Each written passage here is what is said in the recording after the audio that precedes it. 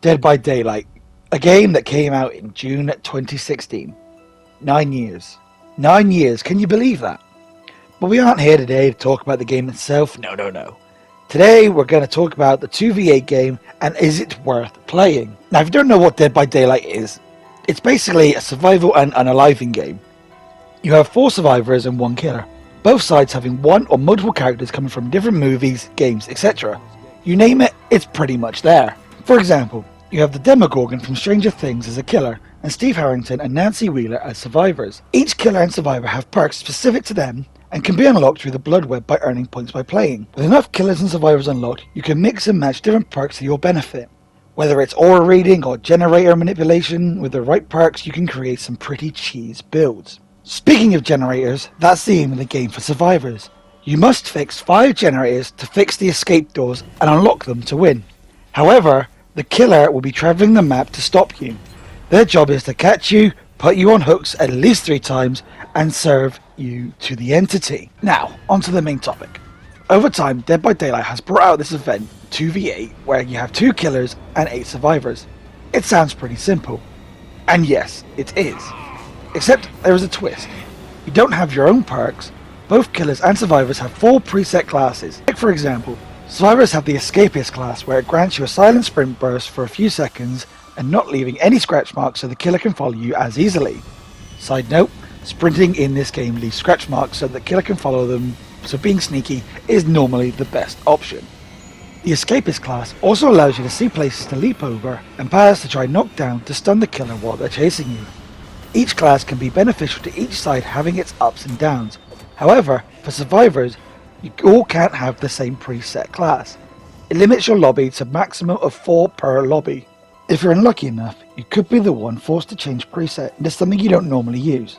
Trust me, it happened to me a fair few times. As for killers, only a certain amount of killers can be used. They limit them per each event, but keep updating it. At first you only had 6 killers to choose from.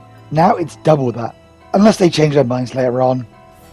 As for maps, they've made them bigger, better, and a lot more compatible with this game mode. Now, in my experience, you can get an array of mixed lobbies. Some with killers who don't get a single sacrifice, others wiping out the entire lobby, and ones who just love to play around. I had a lobby where I was last alive against an Oni and a Dracula killer, injured, and I stood there, willing to accept my fate. But they allowed me to unlock the main gate and flee. That's the kind of lobbies I love the most. Ones where everyone gets the most out of the game and genuinely has fun. Especially as someone who barely plays killer and is 99% of the time prefers to be a survivor. As these events of 2v8 continue to come and go, they are constantly evolving. At first it exploded with game hype, a whole new concept on a familiar game. Yes, finding a lobby as a killer with a friend took, and I'm not joking, up to 10 minutes to connect, but it was a blast. Now the lobbies are faster, cleaner, and so much easier. At least for survivor players. Trying to find a killer lobby takes at least 20 minutes of waiting time. However, they have added a feature where you can play a survivor while you wait. Yes, it is a good feature. However, if you're someone who doesn't like to play survivor and only likes to play killer, it can be a massive ball ache just for that alone. A full game can take 10 to 15 minutes depending on how things go. They brought out a new item from chests, a smoke bomb that covers a certain area when activated, hiding your presence and scratch marks. That combined with the Escapist class goes incredibly hard. It has definitely gotten me out of a few chases. One thing I must mention is whenever a generator is either finished or attacked by one of the killers, it gives every survivor the exposed effect.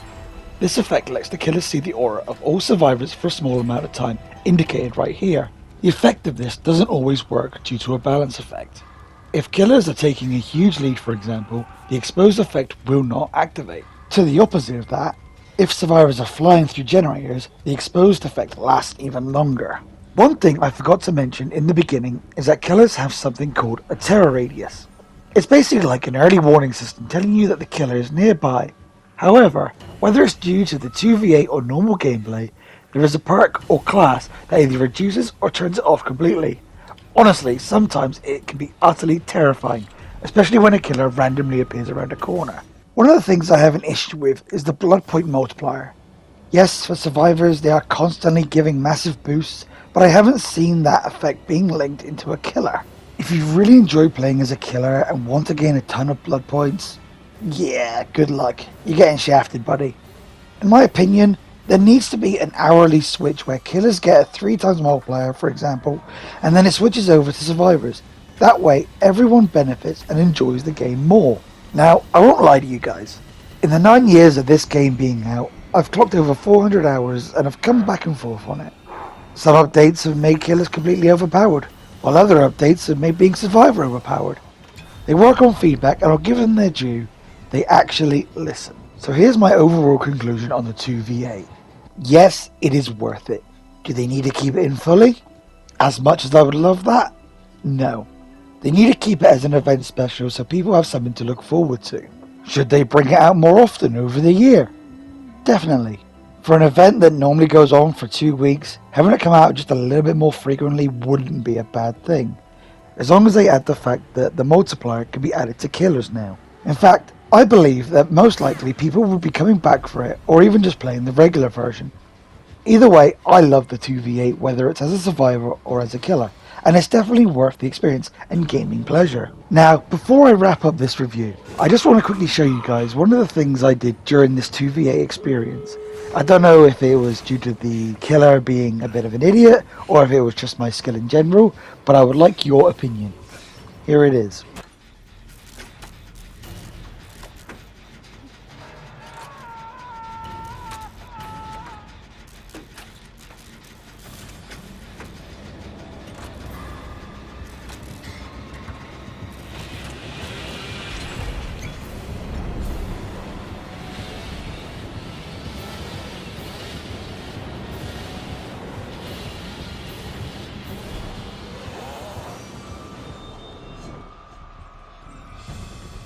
So what do you guys think? Was that based on my skill, or the fact that the killer was being a bit of an idiot? Or maybe it was a bit of both, I don't know.